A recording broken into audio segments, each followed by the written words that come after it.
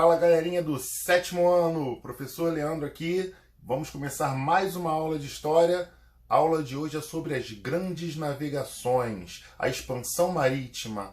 Ó mar salgado, quanto do teu sal são lágrimas de Portugal, como já diria o poeta Fernando Pessoa, não é verdade? Pois bem, na aula de hoje a gente vai ver o que levou os portugueses e espanhóis a se aventurarem a mar aberto, a procurarem novas rotas para comercializar as benditas das especiarias. Bem, a gente precisa, antes de mais nada, falar que as especiarias eram produtos exclusivos do Oriente, temperos, produtos que eram muito valiosos na Europa e que os italianos, juntos dos árabes, comercializavam. Os árabes traziam esse produto do Oriente até o mar Mediterrâneo e na Itália eles espalhavam, certo, ali por toda a Europa. Eles revendiam por toda a Europa. Era um mercado que os portugueses estavam bem de olho. E principalmente depois que os italianos e os árabes começaram a cobrar um valor muito alto simplesmente para entrar ali no Mediterrâneo, e um valor muito alto também para comprar essas benditas especiarias. Mas o que eram essas benditas especiarias? Como eu já falei, temperos como cravo, canela, noz moscada, esses temperinhos que a gente compra no mercado, cada pacotinho desse é mais ou menos uns R$2, certo? E vem apenas 10 gramas. Olha só, 10 graminhas por R$2.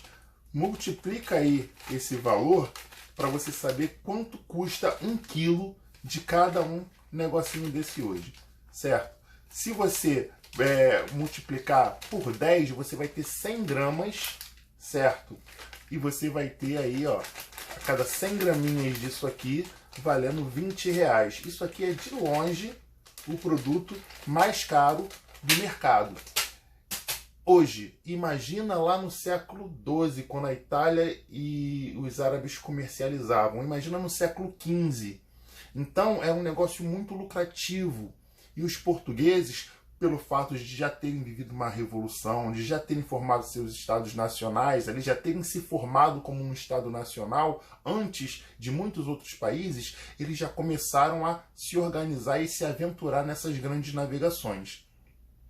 A ideia dos portugueses era dar a volta na África e para isso eles se prepararam.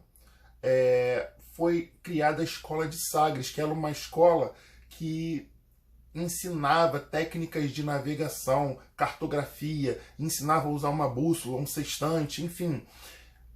Tudo isso visando esse périplo africano, ou seja, esse contorno da África, que não era feito de uma vez só contornando a África.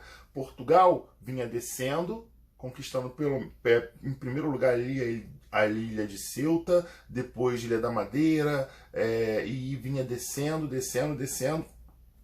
até o Cabo Bojador. O Cabo Bojador era o lugar que eles imaginavam que fosse o fim do mundo. Dali para frente, eles iriam cair num perigo imaginário deles que no final do mundo eles caíam simplesmente. Que não existia o que amparasse eles e eles cairiam no infinito. Existiam esses perigos, imaginários. Eles imaginaram, vejam vocês, que se chegasse ali muito próximo da linha do Equador, muito próximo do meio do mundo, seria tão quente, mas tão quente, que o navio pegaria fogo em alto mar. Eles imaginavam monstros marinhos como leviatãs e tudo mais. Existiam sim os riscos reais, como, por exemplo, recifes que poderiam afundar um navio, tempestades, riscos como, por exemplo, você viajar e não conseguir chegar num ponto para reabastecer e as pessoas ficarem com fome, com sede, porque a água salgada ela não é uma água potável para ser bebida. Então existiam esses riscos reais e os riscos imaginários.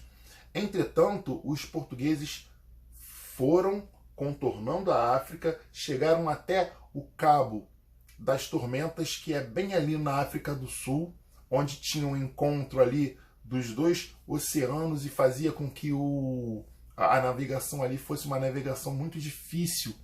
E aí, quando Bartolomeu Guimarães passa Cabo das Tormentas, o nome do cabo até muda e vira Cabo da Boa Esperança. Vasco da Gama, ele é o primeiro a conseguir chegar de fato até as Índias, ele chega à cidade de Calicut e Portugal consegue o que queria, que é dar a volta na África e chegar no Oriente para comprar essas especiarias por um valor muito mais baixo do que os italianos vendiam ali no Mediterrâneo.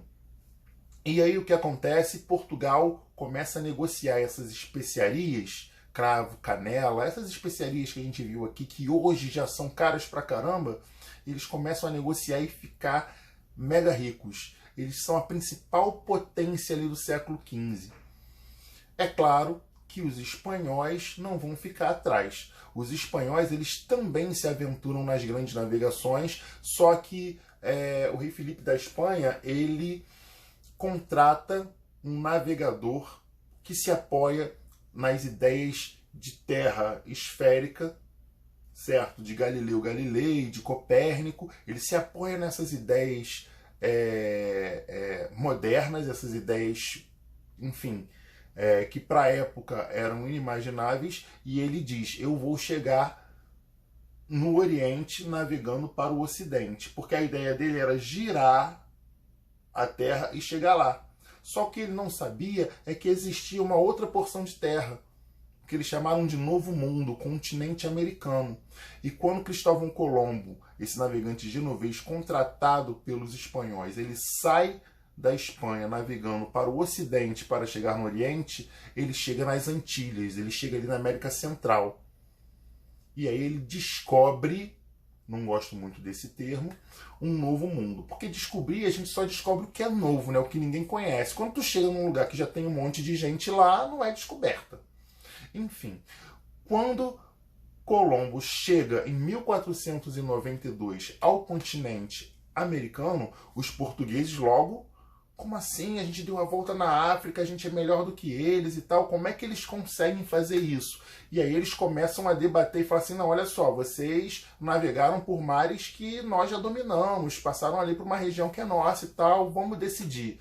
Eles decidem através de um tratado, de um acordo chamado Tratado de Tordesilhas, onde eles dividem, certo, o que era dos espanhóis e o que era dos portugueses. Então o que era mais para cima um pouquinho e tal era dos espanhóis, o que era mais para baixo um pouquinho era dos portugueses. Isso faz com que os portugueses saiam e naveguem também em direção ao ocidente, um pouco mais para baixo, na porção de água que lhes pertencia.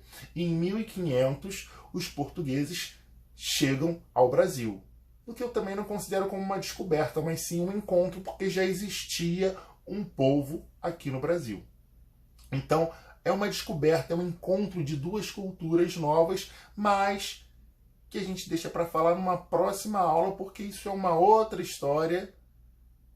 Um beijo e um queijo para vocês. Espero que nos vejamos muito em breve. Tchau, tchau.